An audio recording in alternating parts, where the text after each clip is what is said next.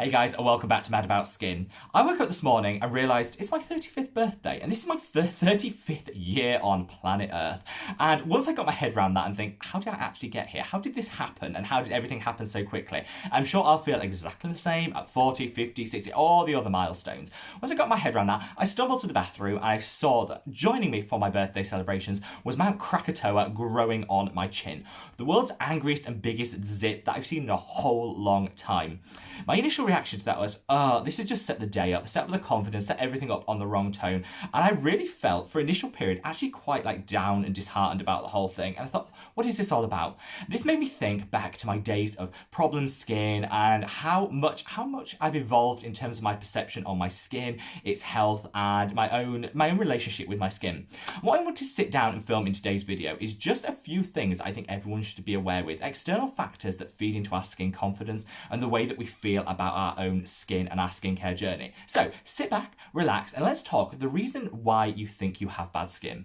My first understanding that what I had going on in my skin, which was the adult acne, which was the fine lines and wrinkles, and all of the stuff going on wasn't actually bad skin, is when I went to my dermatologist for a random checkup and we looked at some marks that I had on my arm, and she actually determined them to be precancerous and had to remove them. I went through some treatment for that and all is good, came out the other side, all well.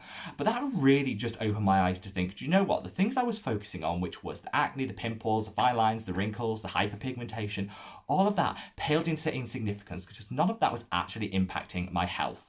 The things that impact our health are the things that we should focus on, and I hadn't given a second thought to anything going on here because this is what everyone saw and what I was concerned about. This kind of reset my opinion on it, and I looked and thought, what led me to be so hateful? And I don't use that term lightly. I do mean actually hateful towards my skin and what was going on. And there's a few things that factor into it that I wanted to share with you guys. And the reason for sharing this is hopefully you'll see some of the things that feed into it. And whilst nothing changes overnight, I think hopefully if we understand the things that feed into it, maybe it will just change our perspective to them. First of all, I want to talk about inclusivity and the approach that brands take towards marketing. When people talk inclusivity, they usually mean age and skin tone. I think we've come such a long way in the last 2 years in tackling skin tone in particular, and you do see much more diversity in marketing. There's a whole host of things that need to change and other steps that need to be taken, but I think we're kind of on that road at least, and this is something that hopefully we'll see in the next couple of years. Much more representative sample of people advertising brands' products to us, the consumer. The same goes with age, and often it was always the 16 to 20-year-old advertising products, whatever their age profile of the brand and product, and we've seen brands move to a much wider age profile when they advertise their products, and that has to be a great thing again for representation. But, and here comes the huge but, even though you see much more deeper, darker and richer skin tones on display when it comes to advertising, you see older, more mature skin types, do any of them actually suffer with the true problems we're all trying to face in our own skincare routine? Do you see any of them with cystic acne? Do you see any of them with hyperpigmentation, with fine lines and wrinkles? Of course not, because they're all flawless models or they've been airbrushed out of existence. And this is the problem, that when we focus on inclusivity, we see that strive towards more diversity in marketing, but actually it's just the same type of person with perfect skin advertising products. And this is what I think really triggered a lot of my issues with my own skin when I looked back and I thought, all the products I tried that were designed to give me that flawless skin, I wanted that model skin that it was advertising it. And that never happened. And that's because in truth, those models, that 16-year-old zit pimple-free perfection that is advertising that acne wash, has never had a zit in her life. They've managed to scour the earth and find the one 16-year-old without a blemish to advertise their product. So you use it, and when you don't get that same gorgeous complexion from using the product, you think, it's not the product that's wrong, because the product worked for that person, but actually it's my skin that's wrong, and that leads to a whole host of issues and why we associate our skin being the problem, rather than the products just over-promising and failing to deliver. The number one example I use of this is Paula's Choice BHA Liquid Exfoliant. You might have even seen an ad before this video about that product, and this is advertised by a beautiful, beautiful model who said that she used to have cystic acne, but she's used the BHA Liquid Exfoliant and now it's gone and she's feeling great. I look at that model and I think, there is no way, as someone who suffered from cystic acne, that model has ever had cystic acne. And if she did, she's the one person in the whole world that never got a single scar or a mark from it. And this just isn't representative. I would have loved to have seen, I love this from all brands, someone that says, I used to have cystic acne, and this is the before and the after, and still showing those red marks, still showing those scars, that hyperpigmentation that she'll still be dealing with, but actually being a more reflective, before and after, and see what results we can expect. And that way we stop blaming our skin and start thinking about what realistically we can achieve from products. This comes on to another thing I wanted to just talk and touch on, which is the terminology used.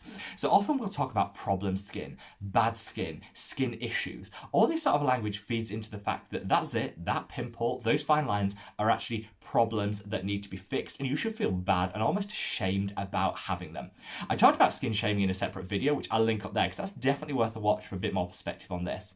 But the terminology we use leads people to think that, again, their skin is the problem, what they're doing is the problem, and that actually, if a product doesn't work, it's them, it's the skin that we're living in, which is the issue rather than the product itself. I like to see a whole host of changes to the terminology used so we bring back some positivity rather than focusing on problems, issues, concerns, all those things which is quite alarming terminology. We could just call it what it is. Acne. Let's treat it. Let's not call it problem skin. Let's just call it acne. I've got adult acne and I'm fine with that. I haven't got problem skin, and that's where the difference lies. Then and finally, I want to talk about something which I was allowing myself to be sucked into about, say, 18 months ago. That's the online trolls. This is where people online will feel free to say things behind a keyboard, behind the safety of that keyboard, that they would never say to someone's face. I think everyone has some element of a social profile out there. Maybe not to the extent where I've decided to put myself out there on YouTube for all to see and all to judge, but people have, smaller YouTube platforms. They might have a smaller Facebook platform, or they might have a social media handle on Twitter. And that allows people feel they're then allowed to attack at random because they're sat behind the comfort of the keyboard. It might not be out and out hate. It might just be those sort of micro insults that chip away at people's confidence over a period of time. I used to allow myself to get sucked into reading comments about myself online, and I thought, why? Why am I doing this? Why am I allowing people who don't know me, have nothing to do with me, to influence my mood, my opinion, my thoughts and feelings on my skin? Well, people used to say, why should I listen to him because he hasn't even got great skin? That used to really hurt. And then I looked and thought, how about someone who has less than perfect skin actually is the sort of person that you should be listening to because they've lived it. They know what works. They don't know what works. That was a different perspective, but I allowed comments like that to eat away at my confidence and almost made me stop doing this channel. And I thought, no, just disassociate yourself from the hate and the people that may even face to face say things, that are just those micro insults like, oh, see, you've got a zit. I had one of those last week. Why are we calling that out? Why do we need to mention that? And those sort of things can eat away at our skin confidence and our perception of our skin. I always say, this is an old saying from my gran who taught me that you never make yourself feel better by tearing other people down. And this is so true. I have never, ever benefited from my own confidence by making someone else feel worse. And so we really actually should feel sorry and always pity the people that want to call out and be offensive online, because they're probably dealing with a whole host of things that are worse than ours. Otherwise, they won't be acting in that way. But those sort of things can just lead to a lower self-esteem and a breakdown in our own confidence. And so I've tried really hard over the past year to just distance myself from that, because do you know what? I didn't need it in my life. And one of my favourite things, if I'm having a down day, if I feel that maybe my skin isn't where it wants to be, and I go back into that mindset of the problem skin mindset, I hop over to the Facebook group, which is linked to this channel, which is MadAboutSkin over on Facebook. And honestly, you guys always ask me to set up a Facebook group, and I was reluctant to because of a lot of the things that go on online. I did, and honestly, it's the best decision I ever made. The amount of positivity and love over there is honestly so inspiring, and you'll be doing me out of a job over there because the routines that people share, the barefaced, skincare routines where people just loving them skin and their products that they're using is so uplifting and so empowering. And honestly, I would ask anyone to check that out. If you're feeling a little bit vulnerable, maybe you're feeling like you're having that bad skin day and you're slipping into that mindset, there's loads of people out there. You are definitely not alone, and there's so much going on in that group, which just is my way of kind of bringing back the positivity and the right energy. Hopefully this video has just shown 3 ways, I think, where external factors can impact our perception, and that's probably the true reasons why you have bad skin. Because in truth, if your skin is healthy and it's not causing you any health or well-being concerns, then your skin is absolutely healthy and perfect, and it's the skin we've got. I think it's James Welsh over on his channel that says there's no such thing as perfection, and actually when we talk about our own skincare and our own skincare routines, we should be striving to get the very best skin we have. Not perfection, not that model with that flawless skin or that 16-year-old without a single blemish. We should be striving to have the very best skin that we're able to get, and I think so much of that comes from the inside and our positivity around it. So hopefully I can just share this with you guys and leave you a message to say, actually, you're not alone. I've been through all of this. I've done all of this. This zit might be, my friend for the day, but honestly, it doesn't mean I've got bad skin. It's just a zit to go alongside the other 6 which I'm currently concealing on my face and living with, or part of adult acne, which just is part of me. Wherever you are, guys, stay safe, stay well, and I'm sending you so much love.